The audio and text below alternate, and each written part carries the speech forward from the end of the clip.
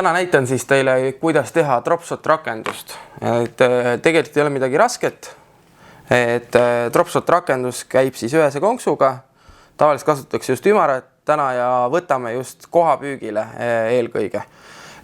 Ja dropshot rakendus on siis piklik tina, kus saab siis tina kõrgust vastavalt oludele muuta. Kui tahad püüda põhjast 50 cm kõrgusel, paned tina 50 cm kõrgusele ja samal ajal saad ka näiteks meetri kaugusele. See täpselt oleneb, kuidas soovid. Kasutan siis fluorokarbooni. Fluorokarbooni eelis on see, et ta on vastupidavam hammastele. Üks võimalus on teha 0,40. Võib ka teha jämedamaga, minule isiklikult meeldib teha näiteks 0,47 suurusega. Siis ta lihtsalt kestab kauem. Kui sa rohkem kala saad, võiksid kasutada ainult ühepäevaseda või siis isegi poole päeva veel vahetada. Kui vaatad, et hakkab ikkagi minema karedaks, et lõpuks võid muidu oma elu kalast ilma jääda.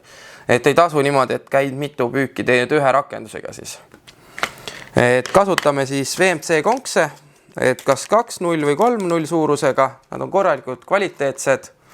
Siis saad kasutada erinevaid tinasid, näiteks 15 grammi, 20 grammi, 25, 30 grammi või veel kergemaid, oleneb, mis siis veevool on. Kui me Pärnust räägime konkreetselt, siis kasutatakse tihti 20 kuni 30 grammini. Praegusel sellisel talvel, kus on vool kiire, sa pead tunnetama ridvaga ära põhja, kui see tina põhja kukub. Kõigepealt siis paneme siit tamiili läbi. Alati tuleb ka jälgi seda, et konks jääks ilusti ülespoole, et konks valet pidi peale oleks.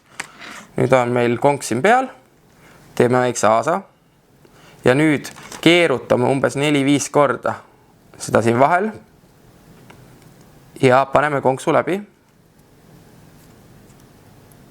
Nüüd konks siin sees ilusti ja siis hakkame ilusti ta kinni tõmbama.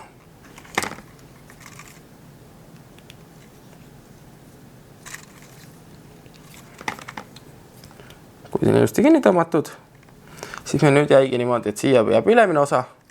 Siia võib üks võimalus on teha aas, teine võimalus on panna pöörel, siis on hea panna oma lõksu külge seda ridval. Teeme siit tohalise aasaga ja sõlmega. Tõmbame kinni, üleliikse osa lõikame ära. Ja nüüd mõõdame välja meeter, et oleks meil seda umbes. Võid alati lühemaga teha, ei pea nii pikka tegema.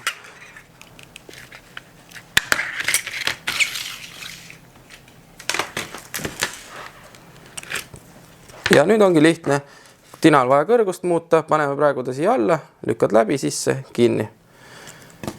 Nüüd see asi seisab ilusti. Tahame püüda, ütleme põhja poolt rohkem, toome tina siia ülesse.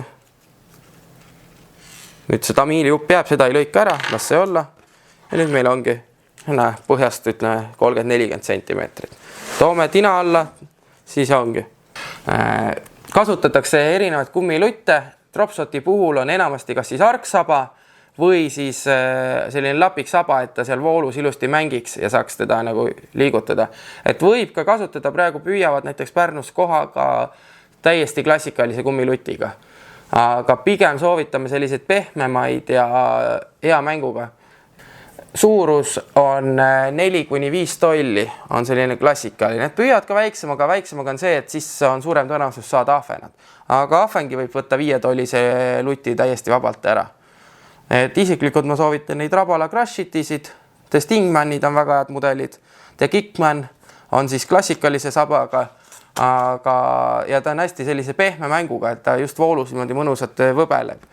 Püügiviis on siis tavaliselt viskad ära põhja, ootad, et kukuks ära põhja, tunned põhja ära, teed pausi, võid vahepeal ka lõdemaks lasta ja siis jälle kerid paar tõmmet, võid teha niimoodi, et kerid ühe tõmbe kiirelt, teed pausi, ootad ära, et põhja kukuks ja siis natuke ootad, võid isegi 5-10 sekundit oodata ja kerid jälle uuesti.